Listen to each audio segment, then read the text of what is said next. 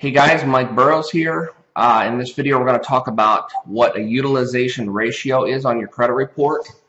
Sounds kind of boring, but it's actually something that lowers your credit score every single month for most people, but it's actually the easiest way to increase your credit score.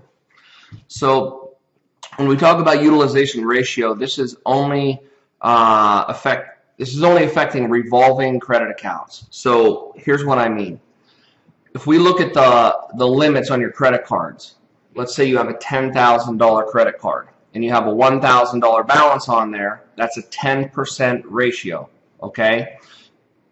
And how a credit report looks at utilization ratio is it takes your total amount of credit cards with your total balances and it adds them up and it comes up with that percentage. And if that percentage is too high, your credit score will decrease.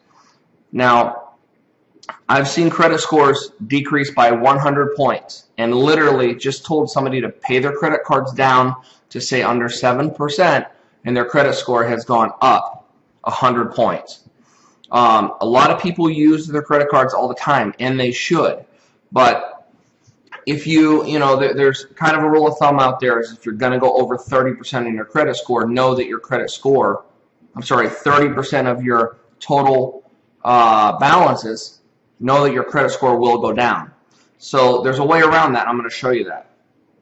So if we log into my credit report here, I'm just going to show you here. Notice how it says my credit cards.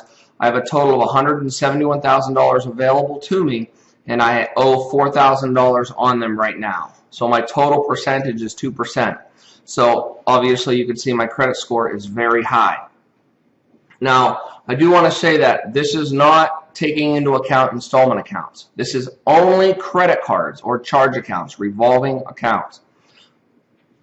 Here's what I mean. If you have a $100,000 mortgage and you have $80,000 you owe on it, that's 80%. This utilization ratio is not factoring in any of those installment accounts. I'll say it again. It's only for credit card accounts.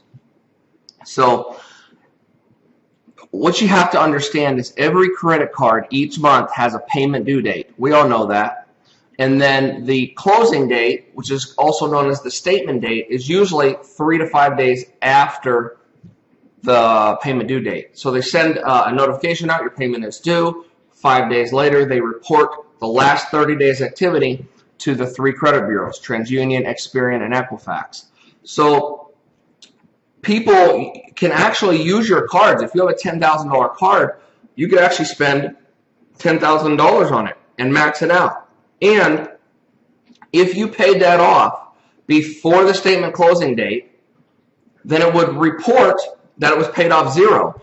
The credit card company would know that you spent $10,000, but the 3 bureaus would not know you spent $10,000 because when Discover reported that balance was paid off. Now, I do see people playing Russian roulette with this, and they think they pay it on time, but they might pay it on a Friday and on their payment due date, but then Saturday, Sunday, weekend, maybe a holiday, and then they paid it before the closing date, but if you pay it at the last possible time, you're expecting Discover to actually apply the payment and show that it was applied before they report to the bureaus. So to be safe, pay your balances down. I'd go 3 to 5 days before the payment due date. That way, your balances always report low and do not lower your credit score. Now, most of the time when you look at an entrepreneur, his credit score will usually be lower because he's actually out there using his credit. And there's nothing wrong with using your credit. As long as you're making your payments on time and you have a plan to pay it off, okay, you should always be using credit cards because of the points they give back and because of the protection from all the security features. I'll do a video later on why you should never use your debit card. But anyway, this is called utilization ratio. It's the quickest and fastest way to improve your credit score. Just pay your balances down. And again, as a rule of thumb, don't go over 30%, but if you want to be in that perfect sweet spot, it's 1 to 7%. If your balances can be at 1 to 7%, of your total. If you have 10 credit cards, they're all $10,000, so that you have $100,000 total, you want to be between $1,000 and $7,000 balances on those when they report each month.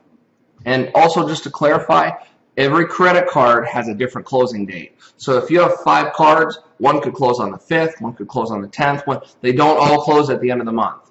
You'd have to call and find out what the closing date on each of those were. And also, just to show you, for example, here's my Penn Fed card.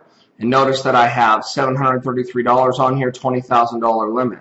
Well, I mean, it's just a simple calculation. You take 733 divided by 20,000, so I'm at 3.6% on this credit card. All right, that is not a problem at all.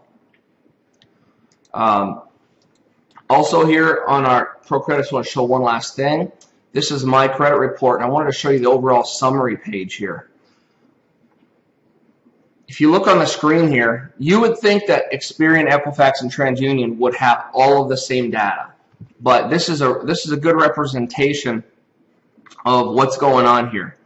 If you look here, Experian right here says that I have this much in balances, $287,000. That's taking a totality of my mortgage and everything, and then this bureau says $254,000. This is Equifax.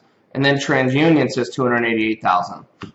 And this is the problem with the system we have today, guys. There's so much inaccurate reporting, and I guarantee that there are absolutely mistakes all over your credit report, just like this. And if you look down here, now here's the revolving credit. So this is the no installment loans. This is just revolving. You'll see that I have $181,000 on this bureau, $149,000 on this bureau. I apologize, right here, 181, 169, and 179. It can't be like that, guys. All right, they're just inaccurately reporting, and they're saying I have 0% on here, 8% here, and 4% here. So this is the kind of stuff that we do at B&B Credit Builders. We help people repair their credit, get all the inaccuracies off there, and if it's something that you're looking to do or just to build credit because you know, nobody really cares about credit until they need it. Well, it's better to dig a well before you're thirsty. So this is our website, B&B Credit Builders. We have a Facebook page. If you want to reach out, if you need any help with anything, just give us a call. Thanks. Have a great day.